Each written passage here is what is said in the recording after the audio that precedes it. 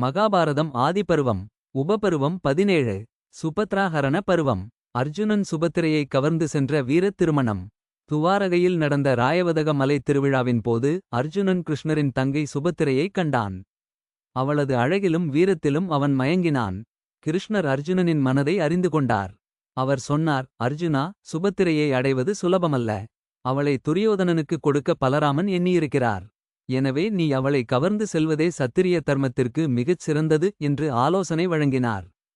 கிருஷ்ணரின் அனுமதியுடன் ஒருநாள் சுபத்திரை மலையை தொழச் சென்றபோது அர்ஜுனன் தனது தேரைச் செலுத்தி அவளை தூக்கிக் கொண்டு மின்னல் வேகத்தில் புறப்பட்டான். யாதவ வீரர்கள் இதைக் கண்டு கொதித்தனர். அவர்கள் போருக்கான சங்குகளை முழக்கினர். பலராமன் கோபமடைந்து, அர்ஜுனன் நமது விருந்தோம்பலை மறந்து துரோகம் செய்துவிட்டான். அவனை இப்போது அழிப்பேன் என்று தனது கலப்பையை தூக்கி முழங்கினார். கிருஷ்ணர் அமைதியாகச் சிரித்துக்கொண்டே பலராமனை தடுத்தார்.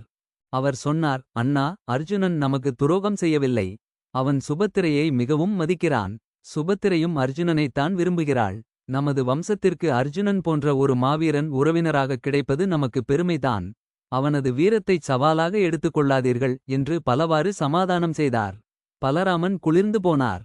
அவர் அர்ஜுனனைத் தடுத்து நிறுத்தாமல் அவனை மீண்டும் துவாரகைக்கு அழைத்து சுபத்திரையை முறைப்படி மணம் முடித்து தரச் சம்மதித்தார். அர்ஜுனனுக்கும் சுபத்திரைக்கும் துவாரகையில் மிகச் கோலாகலமாக திருமணம் நடைபெற்றது. அர்ஜுனன் தனது ஓராண்டு வனவாசத்தை வெற்றிகரமாக முடித்துவிட்டு தனது புதிய மனைவியுடன் இந்திரபிரஸ்தத்திற்கு திரும்பினான். திரௌபதி முதலில் சிறிது கோபம் கொண்டாள். ஆனால் சுபத்திரை ஒரு எளிய பணிப்பெண் போலச் சென்று திரௌபதியின் காலில் விழுந்து வணங்கினாள். திரௌபதி மனம் நெகிழ்ந்து சுபத்திரையை தனது சகோதரியாக ஏற்றுக்கொண்டாள். இந்த திருமணத் தொடர்பு பாண்டவர்களுக்கும் யாதவர்களுக்கும் இடையிலான வெற்றிகரமான கூட்டணியை உறுதிப்படுத்தியது. அடுத்த உபபருவத்தில் ஹரணஹரண பருவம் மற்றும் சுபத்திரை மணத்திற்கு கிடைத்த பரிசுகள் பற்றி விரிவாக காண்போம்.